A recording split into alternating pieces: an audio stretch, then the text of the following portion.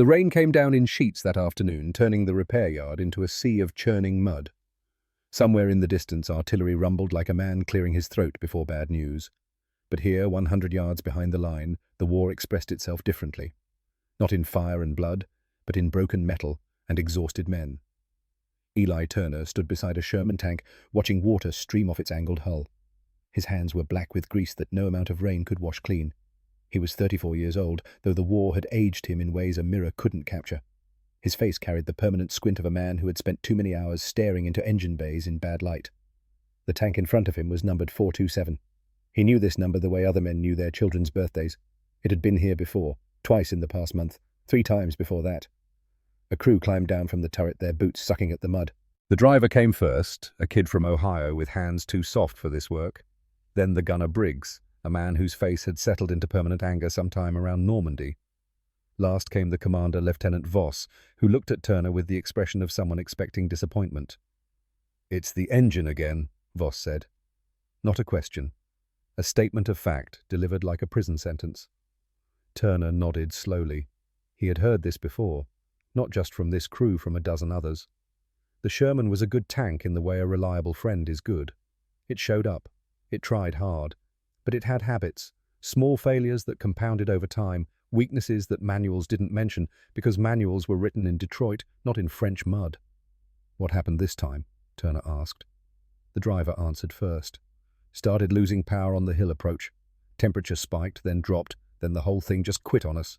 He paused. "Right in the open. We were sitting ducks for about 4 minutes." 4 minutes. Turner wrote that in his mind. 4 minutes was a lifetime when someone was aiming at you. Briggs spat into the mud. "This tank is cursed," he said flatly. "Every time you fix it, something else breaks. Maybe you should stop fixing it. Maybe you should let it die." Turner looked at the gunner. Briggs was not wrong to be angry. A man puts his life inside a steel box. He wants to trust that box. When it fails him again and again, trust becomes impossible. Fear takes its place, and fear in combat kills just as surely as enemy fire. "I'll look at it," Turner said. "You looked at it last time," Briggs shot back. "And the time before that. You keep putting bandages on a corpse." Turner didn't answer immediately. He walked around to the rear of the Sherman, his boots making wet sounds in the mud. The engine deck was still warm steam rising where rain hit hot metal. He placed his palm against the armor, feeling for heat distribution. Too hot on the left side, cooler toward the center. "Maybe I've been looking at the wrong thing," he said quietly. Voss stepped closer. "What do you mean?" Turner pulled a small notebook from his jacket pocket. The pages were stained with oil, the corners worn soft. He had been carrying this notebook since North Africa, filling it with observations that no one else seemed to care about. Patterns, correlations, small truths that added up to larger understandings. He flipped to a page marked with a greased thumbprint. "Your tank," he said, "has been here 6 times in 4 months. Each time we fixed what was broken. New track links, radiator flush, engine mount replacement. Each repair was correct according to procedure." He looked up. "But the tank keeps coming back." "So what are you saying?" Voss asked. "That you've been doing it wrong." "No," Turner said. "I'm saying we've been answering the wrong question." He tapped the notebook. "We keep asking what broke. We should be asking why does it keep breaking?" The crew exchanged glances. This was the kind of talk that made other mechanics uncomfortable, the kind of talk that made officers suspicious. In an army that ran on standardization and speed, asking why was often considered a waste of time. But Turner had learned something in 2 years of field repairs. Machines didn't lie. They couldn't. A tank that failed repeatedly was trying to tell you something if you were willing to listen. The problem was that most people weren't. Most people just wanted the broken thing fixed so they could move on to the next broken thing. "I need 12 hours with this tank," Turner said. "Maybe more." Voss frowned. "We're supposed to be back on the line tomorrow morning." "Then you'll be back in a tank that wants to kill you," Turner replied. His voice was even matter-of-fact. "Your choice, Lieutenant." It was not really a choice. Voss knew it. His crew knew it. They had already lost men to enemy fire. They didn't need to lose more to mechanical failure. 12 hours, Voss said. "Make it count." The crew walked away toward the mess tent, their shapes dissolving into rain and distance. Turner was left alone with the Sherman, which was how he preferred it. Machines were easier than people.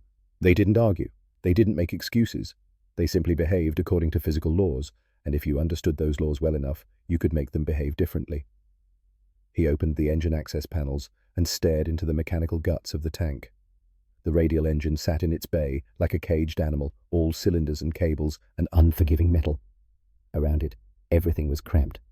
Designers had prioritized armor and ammunition storage over maintenance access, which meant that working on a Sherman engine required the flexibility of a contortionist and the patience of a man who had already made peace with discomfort. Turner began his examination not with tools, but with observation. He traced power lines with his eyes. He noted how cables were routed where they touched the frame where they passed near hot surfaces. He looked at mounting points, checking for stress marks, uneven wear, the small signs that something was moving when it shouldn't. Most mechanics looked for obvious damage: a broken part, a severed wire, a cracked mount. Turner looked for something else. He looked for deviation from intent. Somewhere in Detroit, engineers had designed this engine bay with certain assumptions. They assumed the tank would operate on relatively flat ground. They assumed cables would stay in place. They assumed that mounting points would distribute stress evenly. But those assumptions were wrong. Or rather, they were incomplete. The tank didn't operate on flat ground. It climbed hills, forded streams, crashed through hedgerows. Every violent motion stressed the engine in ways the designers had never anticipated, and each stress repeated thousands of times created failure patterns that no manual addressed. Turner pulled out a flashlight and shone it into the bay. There, a bundle of cables feeding power to the turret traverse motor. They were supposed to be secured to the frame at 3 points. Someone somewhere in the manufacturing line or during a previous repair had rerouted them, probably to save time, probably because the original path was inconvenient. The new path was shorter, more direct. It worked, but it also meant that when the engine torqued under load, it pulled slightly on those cables, not enough to break them immediately, just enough to stress the connections over time. He made a note in his book. Cable path non-standard, tension on connector block during high torque. Then he looked at the engine mounts. They were rubber blocks designed to absorb vibration. The ones on this tank were worn, but not evenly. The front mounts showed more wear than the rear ones, which suggested the engine was tilting forward slightly under load. That tilt would change the alignment of drive components. Small misalignments repeated over hours of operation created friction. Friction created heat. Heat created failure. Another note. Mounts worn asymmetric. Engine tilts forward under power. Check drive train alignment. He spent an hour just looking, not touching, not fixing, just building a mental model of how this particular tank behaved differently from the ideal tank that existed in manuals. By the time he actually picked up a wrench, he knew what he was going to do. And more importantly, he knew why. The supervisor found him 2 hours later, elbow deep in the engine bay. The man's name was Kowalski, a sergeant who had been doing this work since before the war. He was competent, efficient, and deeply suspicious of anything that deviated from standard procedure. "Turner," Kowalski said, "what are you doing?" Turner didn't look up. "Fixing the tank. Looks like you're rebuilding it." "Only the parts that need it." Kowalski stepped closer, peering into the bay. "You're rerouting those cables." "Yes. That's not in the repair order."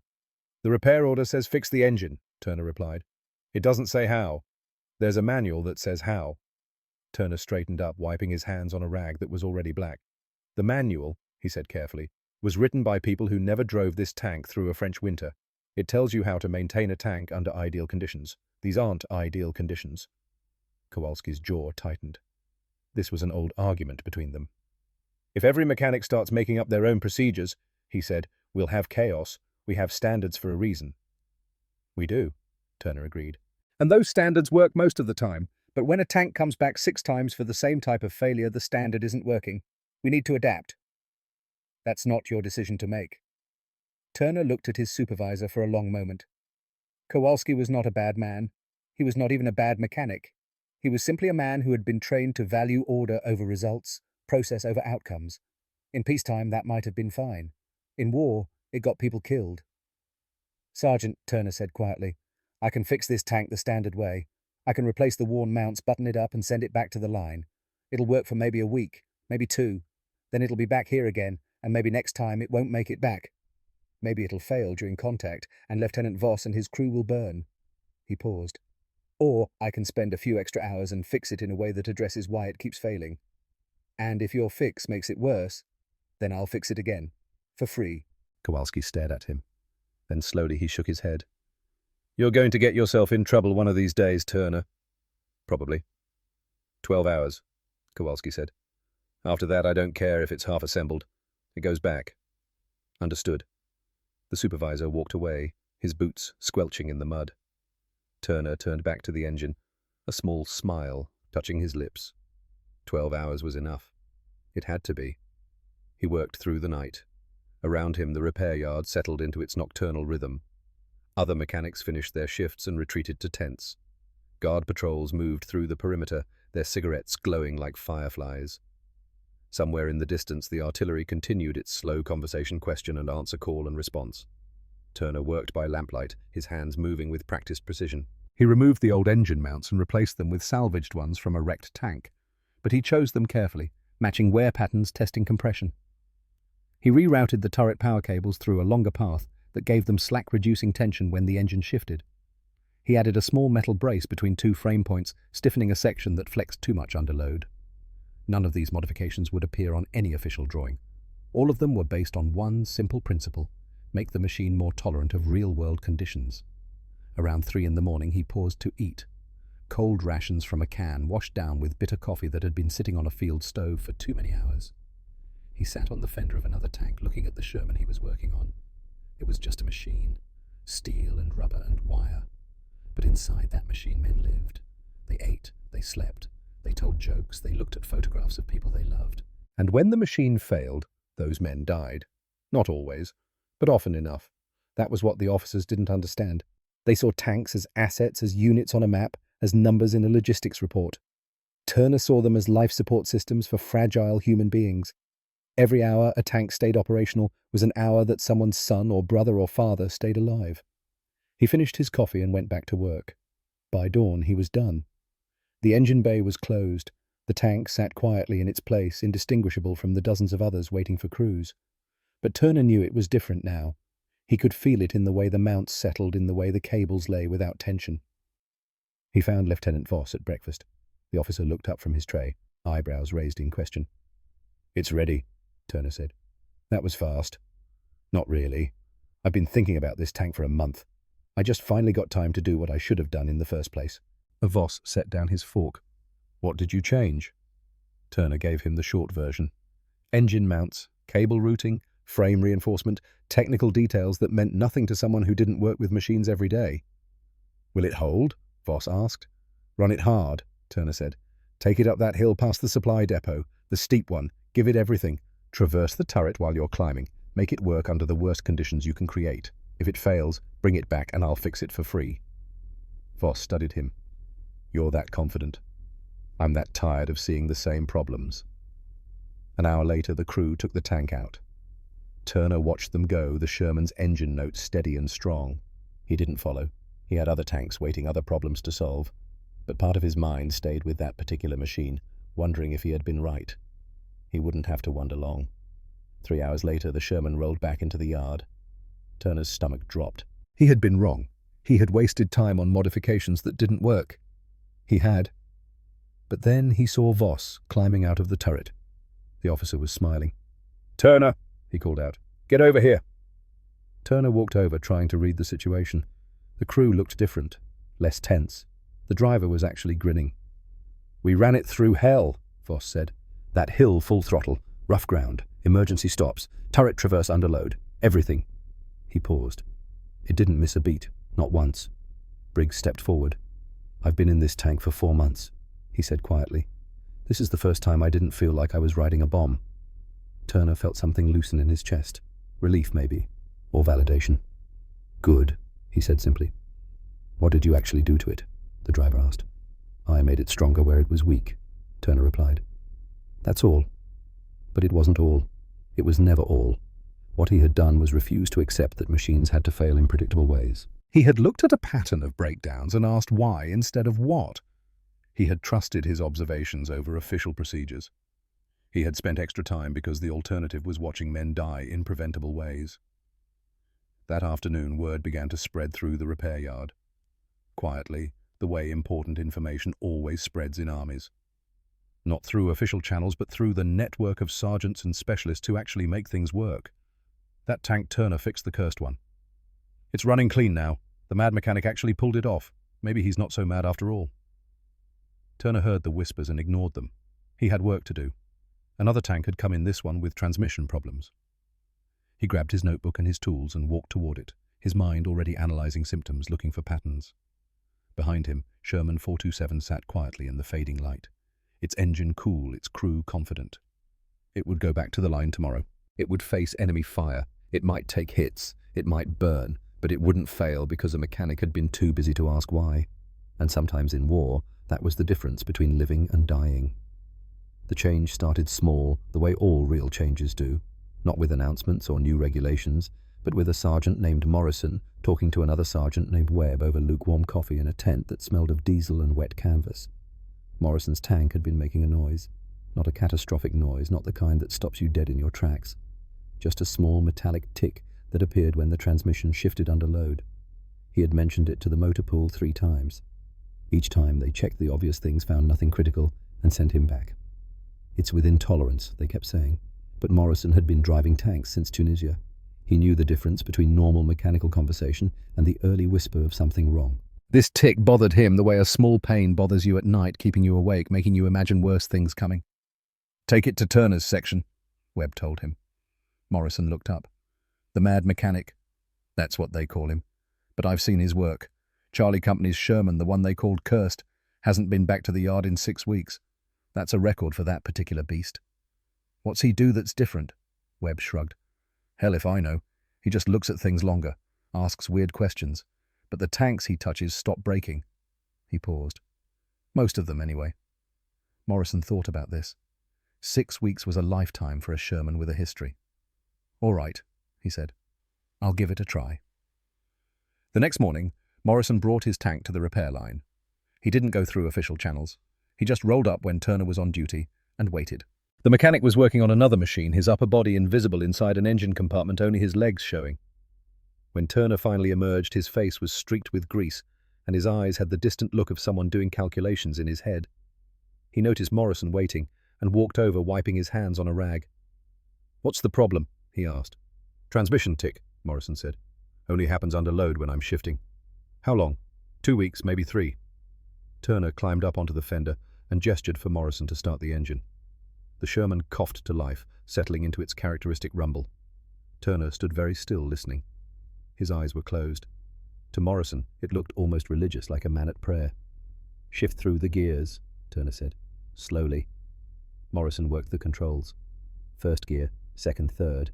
The tick appeared in second, a small metallic sound almost lost in the engine noise. Turner's eyes opened. "Again," he said. "But this time, tell me what you feel in the stick when it happens." Morrison repeated the process, paying attention now to sensations he usually ignored. "There's a slight catch," he said, "like something's grabbing for just a second." Turner nodded slowly. He jumped down and crawled underneath the tank, his flashlight beam playing across the transmission housing. He stayed there for several minutes, not moving, just looking. When he came back out, his expression was thoughtful. "It's not the transmission," he said. "The tick is coming from the transmission." "No, the tick is traveling through the transmission. It's starting somewhere else." Turner pulled out his notebook and sketched something quickly. "Your drive shaft coupling. There's a small amount of play developing. Not enough to fail, not enough to show up in standard checks, but enough to create a shock when the transmission engages under load. That shock is what you're hearing." "The motor pool said everything was within tolerance." "It is," Turner agreed. "Within tolerance for a tank operating under ideal conditions. But you're not operating under ideal conditions. You're shifting under combat load, probably on rough ground, probably doing it fast because you need to." He tapped his sketch. "This coupling is fine for a parade ground. It's not fine for what you're actually doing." Morrison stared at him. "So, what do we do?" "I can tighten it, add a small shim to reduce the play. It's not in the manual, but it'll stop the problem." Turner paused. "Or I can do it by the book, which is nothing because nothing's officially broken yet. How long will your way take?" 2 hours. Morrison made his decision quickly. "Do it." Turner did. And when Morrison drove away that afternoon, the tick was gone. He told Webb, who told someone else, who told someone else. The information moved through the repair yard like water, finding channels, reaching mechanics who were tired of seeing the same failures, reaching crews who were tired of trusting machines that betrayed them. Within a week, 3 other mechanics had asked Turner to look at problems they couldn't solve. Not official requests, just quiet conversations during breaks or shift changes. "I've got a Sherman that keeps blowing a specific fuse. Replaced it 4 times. There's a half-track that vibrates wrong. Can't find the source. We've got an engine that runs hot only when climbing. Everything checks out, but it still happens. Turner looked at each one. He spent time other mechanics wouldn't spend. He asked questions other mechanics didn't think to ask, and in most cases he found the answer not in the broken part, but in the system around it.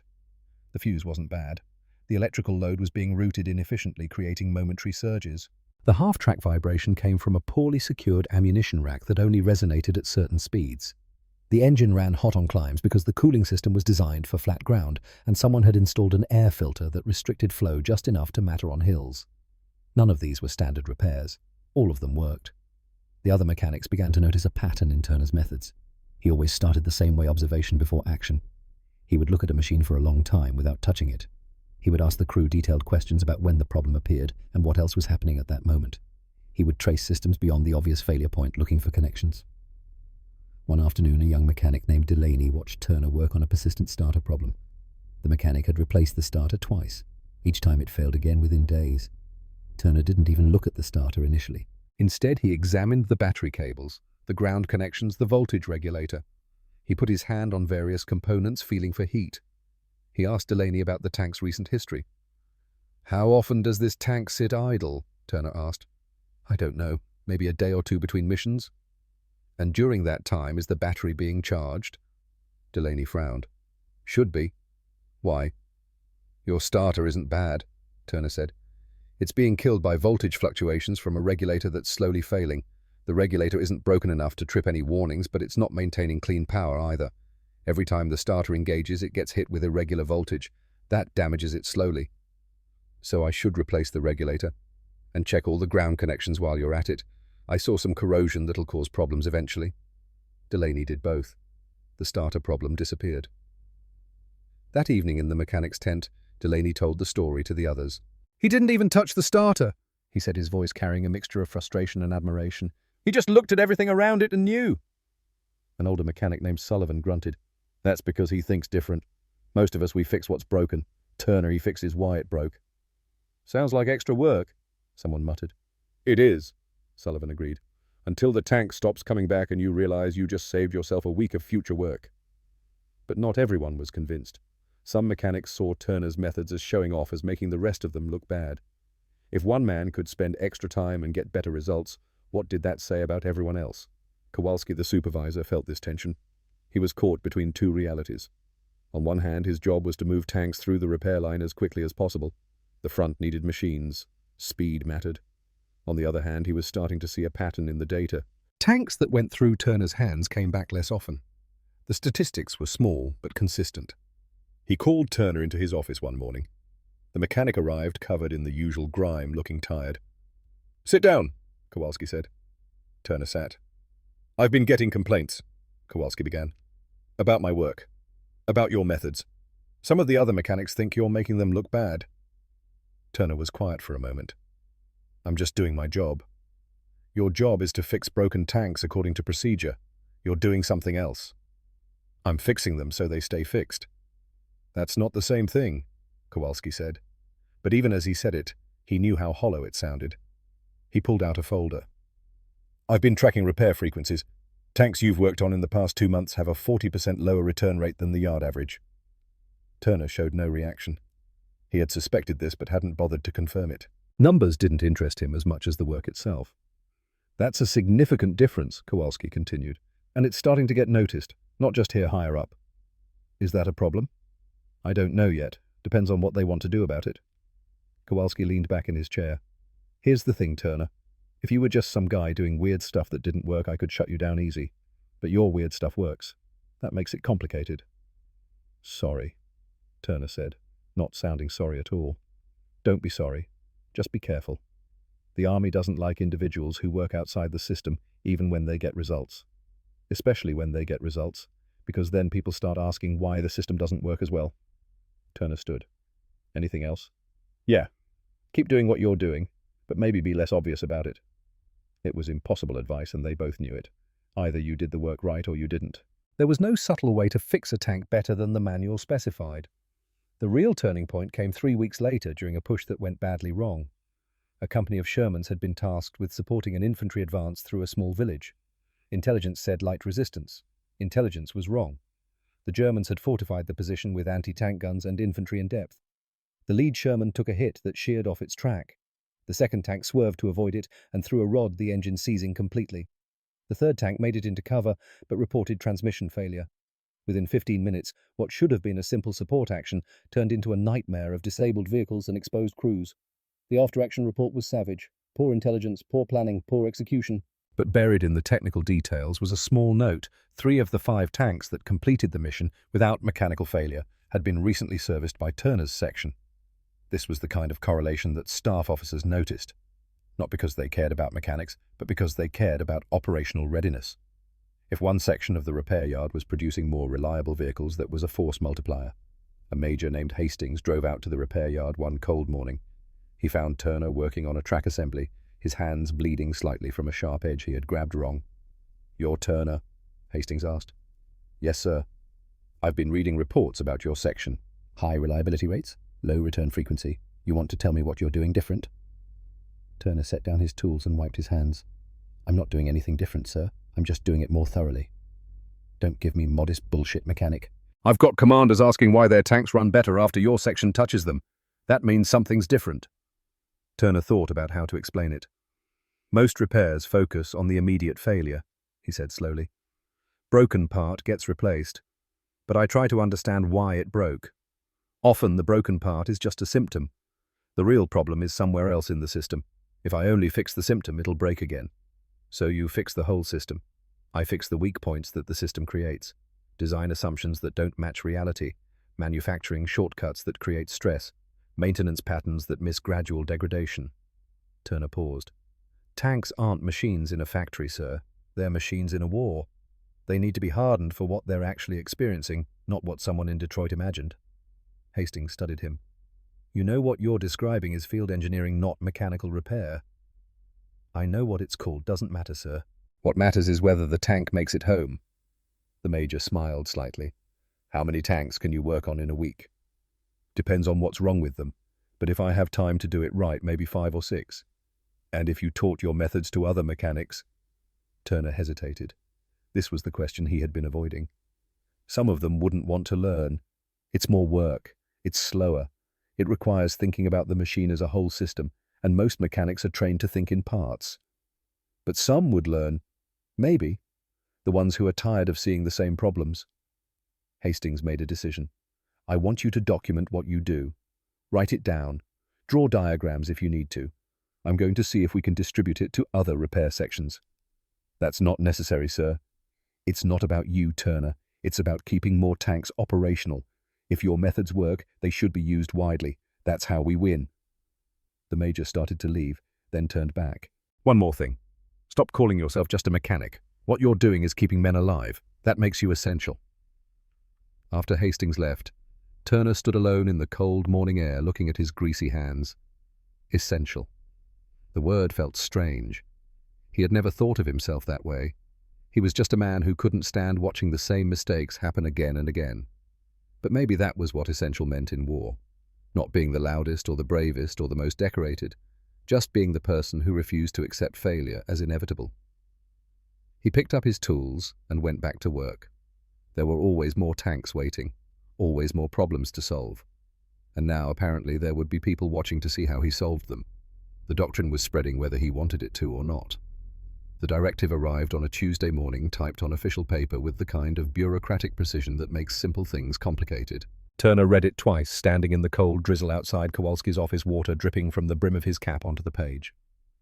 Subject: Standardization of field repair procedures. All repair sections are hereby directed to adhere strictly to established maintenance protocols as outlined in Technical Manual 9-759. Deviations from approved procedures must be submitted in writing for review prior to implementation. Unauthorized modifications to vehicle systems are expressly prohibited. At the bottom, someone had scrawled a handwritten note. "This means you, Turner." He folded the paper and put it in his pocket. Inside the office, Kowalski was waiting, looking like a man who had been ordered to shoot his own dog. "You read it?" the supervisor asked. "I read it. This came from regiment. Some colonel got nervous about field modifications after a tank from another division had a catastrophic failure. Turns out some mechanic had rewired the electrical system without documentation. Tank caught fire, killed 2 men. Turner said nothing. He understood the logic. One bad modification, one disaster, and suddenly all modifications were suspect. The army operated on the principle of preventing the worst case, even if it meant sacrificing the best case. I argued against it, Kowalski continued. Showed them your numbers, showed them the reliability improvements. They didn't care. Said we can't have mechanics playing engineer. I'm not playing anything. I know that. But to them, if it's not in the manual, it's gambling. Kowalski looked genuinely troubled. I'm sorry, Eli. You've been doing good work, but I have to follow orders. Turner walked out into the rain. Around him, the repair yard continued its usual chaos. Tanks in various states of disassembly, mechanics shouting for tools, the smell of oil and exhaust and wet earth. Nothing had changed, except now he was supposed to work with one hand tied behind his back. He found his current project a Sherman with recurring brake problems. He had identified the issue 2 days ago, a pressure valve that was functioning within specifications but barely. Under combat conditions, barely wasn't good enough. The fix was simple: replace the valve with a slightly upgraded version from a newer model. 15 minutes of work, a modification that wasn't in the manual. Now he couldn't do it. He stood there in the rain, staring at the tank, feeling something he hadn't felt in years. Helplessness. Not the physical kind, the moral kind. He knew what would happen. This tank would go back to the line. The brakes would fail at exactly the wrong moment. Someone would die, and it would be preventable, but prevented by breaking the rules. That was the calculation the army had made: better to lose men to predictable mechanical failure than to risk losing men to unpredictable modifications. Turner didn't agree with that calculation. He had never been good at accepting bad math. He replaced the brake pads according to procedure. He signed the work order. He sent the tank back. And when he went to sleep that night in his tent, listening to Rainhammer on canvas, he felt like a coward. The next morning, Morrison's tank came back. The same tank Turner had fixed weeks ago, the one with the transmission tick. Morrison climbed out looking angry. "It's back," he said flatly. "The tick. Started yesterday, same as before. I thought you fixed this." "I did," Turner said quietly. "6 weeks ago. But that fix involved modifications that I'm no longer authorized to perform." Morrison stared at him. "What? New directive. Everything by the manual now. No deviations." "So, what, you just let it break?" "I fix what's broken according to approved procedures. The coupling play you had isn't officially a failure yet." Morrison's face went red. "Not officially a failure. Jesus Christ, Turner. You know it's going to fail. You told me it would fail. And now you're going to let it happen because of paperwork. I don't make the rules." "No, you just hide behind them." Morrison spat on the ground. "I thought you were different. Turns out you're just another army drone." The words stung because they were partially true. Turner watched Morrison walk away, shoulders tight with anger and fear. The man would be driving that tank in combat tomorrow, listening to that tick, knowing it would get worse, wondering when it would finally give way at the worst possible moment. By afternoon, word had spread through the repair yard. Turner was back to manual-only repairs. The mechanics who had started learning from him felt betrayed. The crews who had trusted him felt abandoned, and Turner himself felt like he was watching men drown while regulations prohibited him from throwing them a rope. Delaney found him at lunch sitting alone on a pile of spent shell casings. "Is it true?" the young mechanic asked. "You're not doing the modifications anymore, not allowed to?" "But they worked. Everyone knows they worked." "Doesn't matter. Someone somewhere did something stupid and now we all pay for it." Delaney sat down next to him. "So what do we do?" Turner looked at him. "We follow orders. We fix tanks according to the manual. We send them back and hope for the best." "That's bullshit. That's the army." But even as he said it, Turner knew he wouldn't be able to maintain this position. He had spent 2 years learning to see patterns, to understand systems, to fix problems at their source. He couldn't just turn that off. It wasn't a skill he could choose not to use. It was how his mind worked now. 3 days later, a tank came in that changed everything. It was a Sherman from Baker Company number 618. The crew chief was a sergeant named Rourke, a career soldier with 20 years in uniform and a face that looked like it had been carved from granite. He climbed down from the tank and walked directly to Turner. "You're the one they call the mad mechanic," he said. Not a question. "Some call me that. My tank has a problem. Gearbox feels wrong. Not broken, just wrong. Every other mechanic says it's fine, everything's within tolerance. But I've been driving tanks since before you were born, and I'm telling you something's wrong." Turner wanted to look at it. wanted to trace the problem, understand it, fix it properly. But the directive was clear. "If it's within tolerance," he said carefully, "there's nothing I can do." Rourke stepped closer. He was a big man, and his voice dropped to something quiet and dangerous. "Let me tell you what's going to happen, Turner. Tomorrow my company is spearheading an attack. We're going to be the first ones through a gap in the German line. Speed matters. Reliability matters. If my gearbox fails in the middle of that operation, men die. Not just my crew. The infantry counting on us for support. The other tanks that need us covering their flank." "I understand that." "Do you? Because from where I'm standing, you're choosing regulations over lives." Turner felt something snap inside him. "I'm not choosing anything. I'm following orders that were handed down because someone else made a mistake." "Then disobey the orders. It's not that simple." "Yes, it is," Rourke said. "You can either fix my tank the way you know it needs to be fixed, or you can send me back with a problem that'll kill people. That's simple. Everything else is just noise." Turner looked at the tank, then at Rourke, then at the repair yard around them, full of machines that needed more than the manual could provide. "If I do this," he said slowly, "and anyone finds out I could be court-martialed, then don't get caught." It was the wrong answer. It was also the only answer that made sense. "Come back at midnight," Turner said. "Park it in the back corner. Don't tell anyone." Rourke nodded once and walked away. Turner spent the rest of the day working on approved repairs, his mind elsewhere. He was about to cross a line, not a small one. He was about to directly violate a written order. In wartime, that could mean serious consequences. In the best case, he'd be reassigned. In the worst, he'd be imprisoned.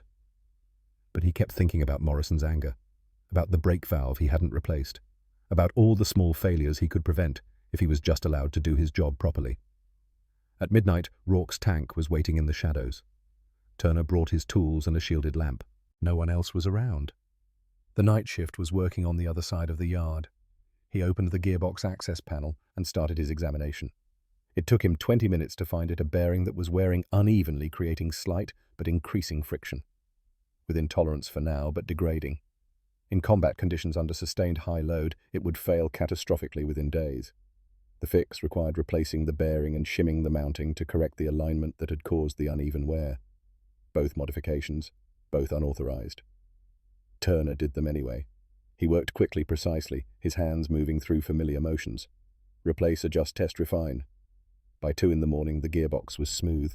He ran it through every gear, listening to the tone, feeling for vibration. Perfect. He closed the panels and cleaned up. Rourke appeared from the darkness, materializing like a ghost. "It's done," Turner said. "The bearing will hold." "The alignment is corrected. Should be good for the duration." Rourke put out his hand. Turner shook it. "If anyone asks," Rourke said, "this never happened." "What never happened?" The sergeant smiled grimly and climbed back into his tank. The engine started with a low rumble, and the Sherman rolled away into the darkness. Turner stood alone, looking at his greasy hands. He had just violated a direct order. He had done it knowingly, willingly, and he knew he would do it again. Over the next 2 weeks, he fixed 5 more tanks in secret. Late-night repairs, off-book modifications, solutions that worked, but couldn't be documented. Other mechanics noticed, but said nothing. Kowalski noticed, but looked the other way. The system was developing cracks, and Turner was the water seeping through. Then Rourke's company came back from their operation. They had achieved their objective with minimal losses. In the after-action report, Rourke made a point of noting that all vehicles performed within expected parameters. There was no mention of a gearbox that might have failed. But Rourke found Turner one afternoon and handed him something. A bottle of whiskey liberated from a German officer's quarters. "For the mechanic who doesn't exist," Rourke said. Turner took the bottle. "Did it hold?" "Worked perfect. We ran that tank for 18 hours straight.